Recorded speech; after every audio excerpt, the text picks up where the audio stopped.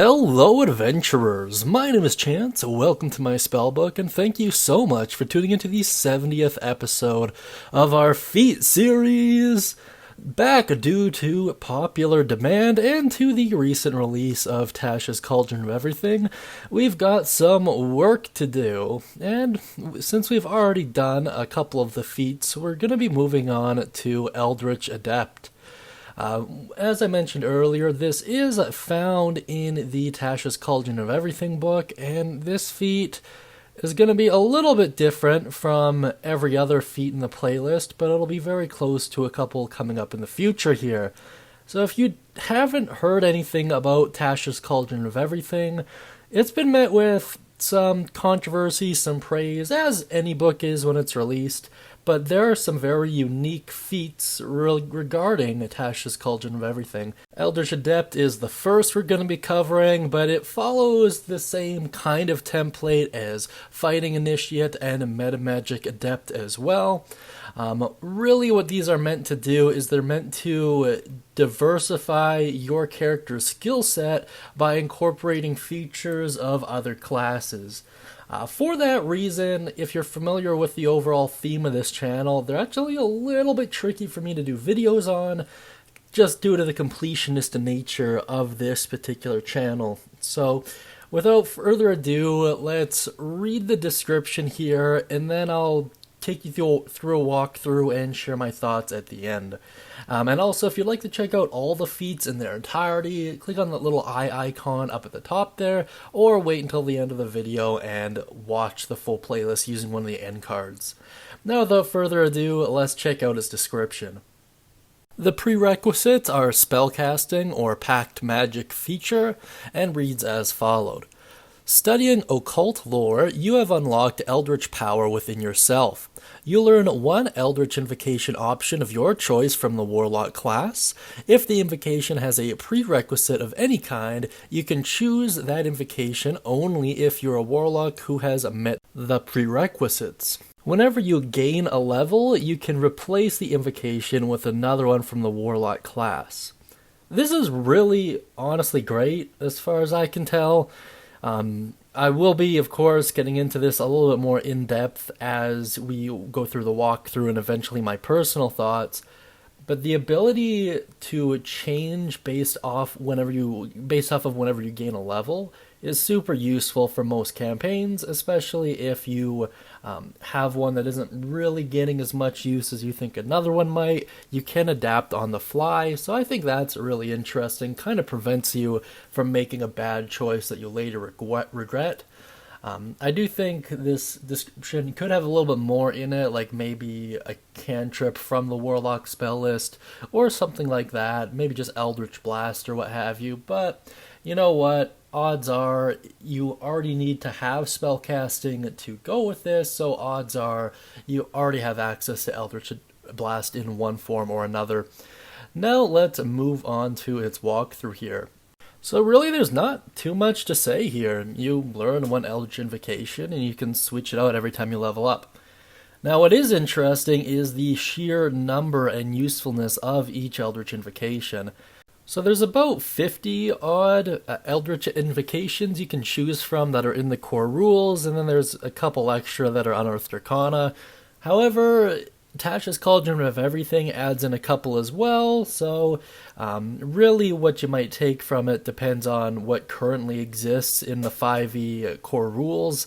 Odds are Wizards of the Coast is only going to be adding more in, and I am a little bit worried about that, and I'll talk about that a little bit later in my thoughts. But notable ones are Devil's Sight, which gives you the ability to not only see in darkness, but in magical darkness as well, up to a rather impressive range. Mask of Many Faces, which lets you cast Disguise Self at will, and Beast Speech, which lets you talk to animals at will. These are some of my favorites, and I usually do play utility-based casters, so these are the ones I've most commonly used, but even things like Eyes of the Runekeeper or the ability to cast Detect Magic at will, these might all be things that you really gain a lot from. However, it does depend on your game, so odds are, unless you're getting this feat as you're starting out the game, whether or not your DM is giving you one at level 1, or you're starting your game at level 4 or beyond, it might be a little bit tricky to determine which invocation you're going to get the most usage out of. It would, of course, be worth talking with the DM about that, getting their thoughts on the matter, maybe running some ideas past them. However, push comes to shove, you wait until you level up and you can pick a new one, which is really, really good stuff and kind of provides a whole other level of customization on a level up, in addition to whatever class features you might be getting. Very cool stuff. Now let's move on to my personal thoughts on it. Overall, I really do like the idea of Eldritch Adept. It kind of circumvents a lot of multi-classing that you might have to do to get the ideal character you want. That being said, however, the warlock is arguably one of the most multi-classed into casters, simply because of their short rests, but even aside from that, this particular feat could be useful even for the warlocks themselves if they really want to fine-tune their build, or if they see it as being more valuable than any other feat they might have access to, which might be likely depending on their playstyle. By that, what I mean is if you're playing a full caster warlock, there really aren't a ton of feats that are super useful to you.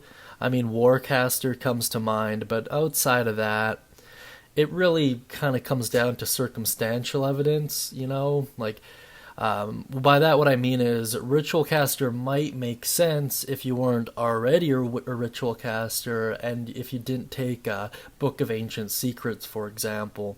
So it is interesting to think about a warlock taking this.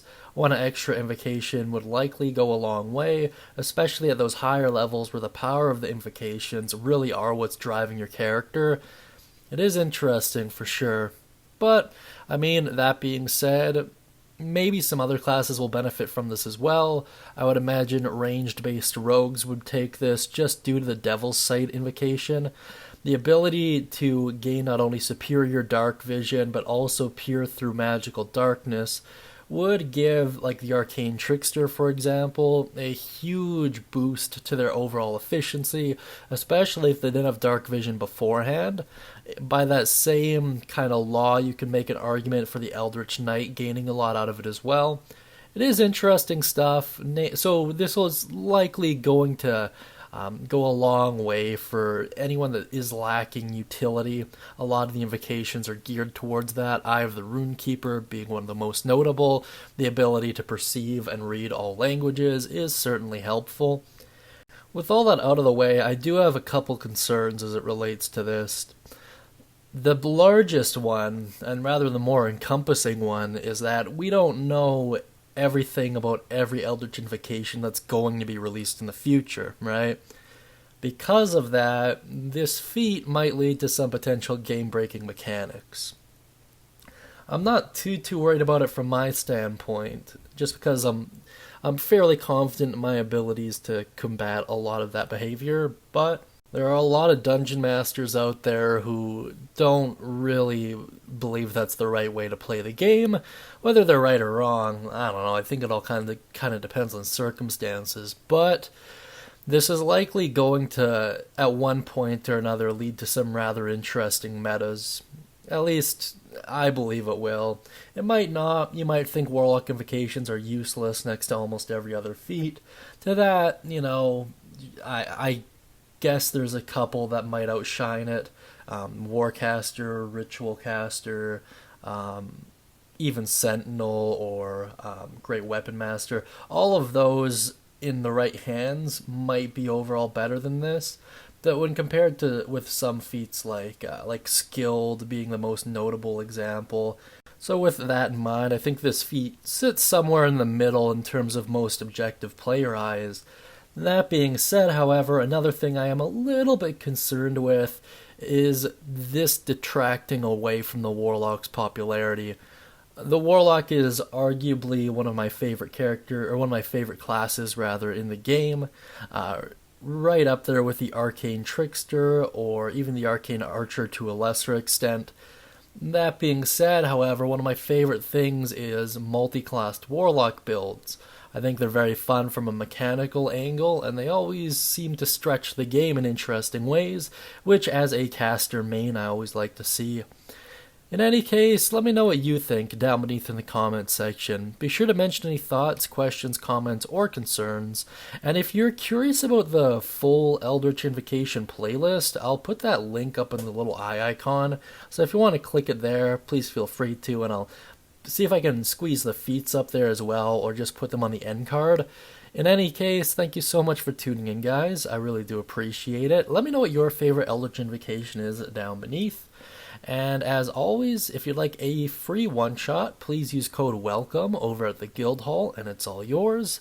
With all that out of the way, I hope you have a great day, and as always, happy adventuring.